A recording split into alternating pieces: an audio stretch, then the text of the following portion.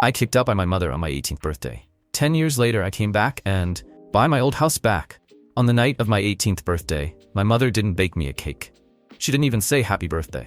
She just stood at the door with a trash bag in her hand and told me, "It's time you figured life out on your own." That was it. No hug, no tears, no goodbye. Just the cold creak of the front door, the thud of the bag hitting the porch, and the click of a lock behind me. I stood there barefoot, clutching a half-zipped duffel bag that I thought I'd only need for the weekend. Turns out, that bag would be my entire life for the next 6 months. People like to ask what happened. Did you do something to deserve it? Were you a bad kid? No, I wasn't perfect. But I wasn't a screw-up either. I worked 2 part-time jobs during high school, paid my own phone bill, never got in trouble with the law. But in a house like mine, you didn't have to mess up to be disposable. You just had to be inconvenient. And I was, because I wasn't like my brother, Mr. Golden Boy. College-bound, charming, always knew how to say the right thing at dinner. Me, I was quiet. I kept to myself. I asked questions they didn't like. I remembered things they wanted to forget. So when it was time to downsize, I was the first thing to go. I slept in my car for the first 3 nights. 4th night, the battery died. I took my last $80 and got a motel room for 2 nights, then couch surfed at a buddy's place until his mom got uncomfortable. Eventually, I got a job changing oil at a mechanic shop that didn't ask questions. The boss handed me a key to the supply closet and said, "It's warm, you can crash there for a while." I did, for 6 months. There was a moment, around month 3, where I almost went back. I stood outside my parents' house at 2 a.m., lights off. Same beige paint on the shutters, same dead grass they never watered. I stared at that door, the same one they closed on me, and I realized they wouldn't even hear me knock. So I didn't. I turned around and made a decision that night. If they won't give me a home, I'll build one they'll never be allowed in. And I meant it. It wasn't romantic, it wasn't cinematic, it was survival. I'd wake up sore from the concrete, clean grease out from under my nails, and spend 2 hours every night at the public library teaching myself how to code. YouTube, stolen Wi-Fi, Stack Overflow threads that made no sense at first, but eventually clicked. People forget that the world doesn't hand you a break. Sometimes it hands you a hammer and dares you to build anyway. I got my first freelance gig from a guy whose car I fixed at the garage. Small web app, paid $250. By month 7, I was making more online than I was at the shop. By year 3, I was working full-time remote for a startup across the country. By year 5, I started my own company under a new name. By year 10, I bought the house. Their house. The same beige shutters, the same dead grass. They had no idea, because I didn't buy it as me. I bought it through a holding company I set up 2 years prior. Cash deal. No inspection, no flags, no reason for them to suspect a thing. They were struggling financially, behind on property taxes, house falling apart. My real estate agent told me, "It's a steal, really. Elderly couple looking to downsize, emotional attachment but no other options." I smiled. "Oh, I'm very familiar with the place," I said. "I'll take it." They signed the deal within the week, and just like that, I became the owner of the house I once wasn't good enough to stay in. The plan wasn't revenge, it was clarity. You see, when you've been erased, the most powerful thing you can do is return, not to be welcomed back, but to prove you never needed the welcome. I didn't call, didn't send a warning, didn't give them a single second to prepare. I just showed up. The sky was the kind of gray that made everything look softer than it was, like the world was trying to cushion something harsh. The driveway hadn't changed. Still cracked, still slanted, still swallowing rainwater in uneven puddles. The same dead grass, the same bent mailbox, the same beige house that never quite looked like a home. Except now, it was mine. I stepped out of the car and stood for a moment, not because I was nervous, because I was remembering. 10 years ago, I stood on this very porch with a trash bag full of clothes and a duffel that barely zipped. No money, no car, no plan. Back then, this house looked huge, unreachable, final. Now it looked small, weak, hollow. I walked up the steps, slow and quiet. There was no need to knock hard. I wanted them to feel it before I even said a word. I pressed the doorbell. Footsteps shuffled. A shadow moved behind the curtain. And then, it opened. She looked older. Thinner. Hair tied back like it was an afterthought. Eyes a little duller, but still the same woman who told me, "It's time for you to figure life out on your own." She blinked. Didn't recognize me. Not yet. "Can I help you?" she asked, voice tight, cautious. I held up the lease folder. "This house," I said, "was sold last month. I'm your new landlord. I'm here for the inspection." There was a beat, then her hand reached for the papers like they might burn her. She scanned the top page, paused at the company name, Eastgate Holdings. Scanned further, down to the signature line, her own handwriting, dated 2 weeks ago. She looked up at me, mouth parting, eyes searching my face for something familiar. You bought this place?" she said, her voice barely more than a whisper. I didn't answer. I just looked at her. Let the silence answer for me. "David," she called, suddenly backing away. "Come out here." Heavy steps pounded down the hallway. My brother David stepped into view, taller than I remembered, broader, wearing the same scowl he always used to wear when I breathed too loud at dinner. He was holding a half-eaten sandwich and some kind of sports drink. What now? Then he saw me. He squinted. I watched it happen in real time, the moment memory punched him in the gut. No way, he muttered. You're not. I tilted my head. I am. He blinked hard. You've got to be kidding me. I'm not. My mother stepped aside, her hand trembling slightly on the doorframe. You bought the house? I did. You did this to humiliate us, David snapped. No, I said, stepping past them into the house. I did this because it was available, and I could. The air inside smelled like mildew and old coffee grounds. Same couches, same paint on the walls, only now yellowed and peeling. Same crooked pictures, except none with me in them. Of course not. I walked to the living room and placed the lease folder on the table. This property will undergo renovation over the next 60 days, I said. You'll be notified of any construction schedules in advance. If you wish to renew your lease after the renovation, a new agreement will be sent to you. There will be a price adjustment reflecting market value. David scoffed. This is your revenge, huh? I looked at him, steady. If I wanted revenge, I wouldn't be giving you 60 days.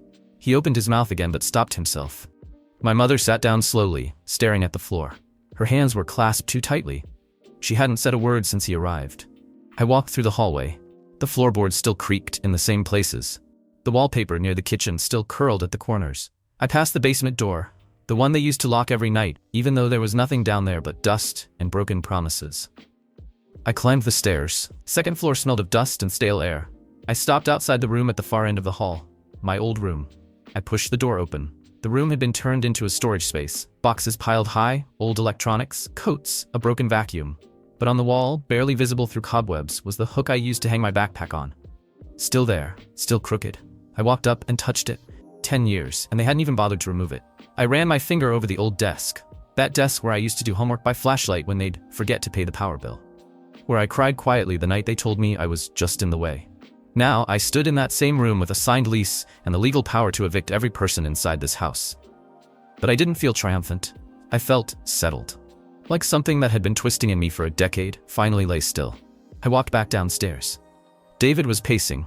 My mother hadn't moved. I'll leave the renovation estimate on the table, I said. You have 3 days to sign off. If not, we'll begin clean-out procedures. You can't do this, my mother finally said, her voice cracking. This is still our home. I turned to her. No, I said calmly. It was never mine. You made sure of that. Now it's just a building with your name on a lease I own. I walked to the door. As I turned the knob, she called out, her voice faint but urgent. Wait, please. I stopped. She stood now, hands shaking, eyes red. Where did you go? She asked, almost choking. All these years. What happened to you? I looked at her for a long time. Then I said, I went where doors don't lock themselves from the inside. She looked like she wanted to speak again, but I didn't let her. I opened the door, stepped into the fading light, and closed it gently behind me. Not with anger, not with malice, just with finality. I got into my car and sat there for a minute, engine still off. No music, no movement, just quiet. I could have kicked them out, could have sold the house the next day, but that wasn't the point. I didn't want them to suffer. I wanted them to see what they threw away, see what grew in the dark after they shut the door on it. Sometimes closure doesn't come with a bang. Sometimes it walks in wearing a suit, hands you a lease, and leaves without needing to say, I told you so. I drove away without looking back. No second glance. No mirror check. I didn't need to know if they were standing there watching. I didn't care if they cried, or whispered my name, or stood in stunned silence. Everything that needed to be said had already been spoken. Everything that needed to be felt had already settled in the air like dust. I didn't come to talk. I came to prove that I never needed them to survive. And I did. The wind slipped through the cracked car window, cold against my neck. But it wasn't the breeze that made me shiver. It was something else, a feeling I hadn't felt in a long time. Not rage, not sadness, just emptiness. That night, I went back to the hotel, took off my suit, laid on the bed in the dark with one hand across my forehead. I had expected something. Maybe relief, maybe a sense of justice, maybe that glorious feeling of revenge fulfilled. But all I felt was stillness. Not peace, not closure. Just a quiet emptiness, like a room after everyone's left and the music stopped. I remembered the night they kicked me out. The door slammed behind me like it never wanted to see me again. No one followed. No one called after me.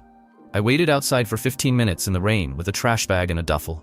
Back then, I thought maybe someone would change their mind, that they'd crack the door open, say my name, or even whisper, wait, but nothing. And in that silence, I understood. No one was coming. That night, I didn't just leave a house. I left the version of myself that needed their approval. And I never went back to get him. For years, I thought I needed them to say sorry. I thought healing meant hearing the words, "You didn't deserve that." But eventually I learned that if you spend your life waiting for an apology that may never come, you rot in that waiting room. And I wasn't born to rot. I was born to rise. Some people might call me cold. They'll say I should have invited them in. That family is family, no matter what. But those people never had a mother look them in the eyes and say, "Your presence suffocates this house." They never ate instant noodles 3 meals a day while their brother got a new iPhone just because. They never had a father shrug and say, "I don't understand what you're doing with your life, and no one else will either." Here's what no one tells you. Forgiveness isn't about who hurt you. It's about who you become when you stop carrying the blade. Forgiveness doesn't mean reconciliation. It means freedom. I forgave them, but I didn't reconnect. I didn't step back into that house. I let them stay there, not as family, but as tenants. And that's the difference between forgiving and forgetting. 3 days later, they signed the new lease. No questions, no negotiations. I let them stay, because I am not them. I don't throw people out into the night. I don't lock doors on the ones asking for shelter. I don't become the thing that tried to break me. A month later, I returned to my company's main office. Back to boardrooms and deadlines. Back to a life that had nothing to do with where I came from, and everything to do with where I was going. They became a name on a spreadsheet, a number in the property portfolio, one line among 132 rental units I managed. But for me, they were the first lesson, and the most unforgettable one.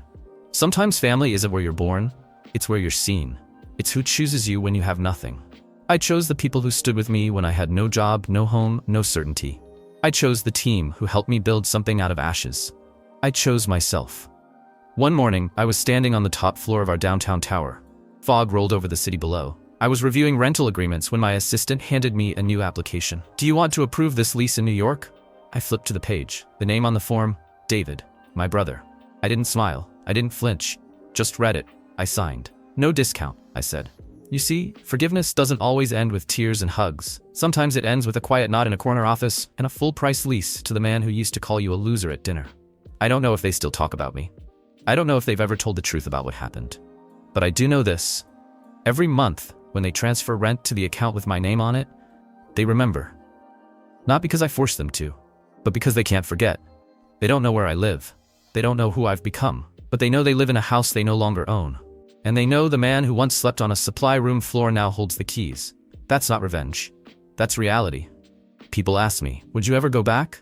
No. Not because I'm angry, but because I've already gone further than they ever let me believe I could. Going back would mean giving them the power to explain themselves. And I don't need explanations. I need peace.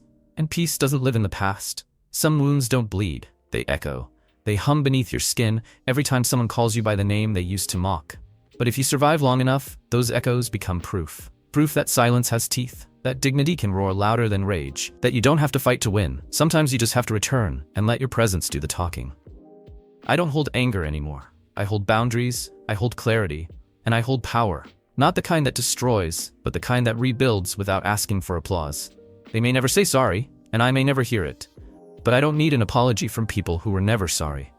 Because I became the kind of man who never needed to be begged to stay or broken to be seen. Not everyone who gets kicked out of a house ends up homeless. Some of us end up buying it and never walking through the front door again.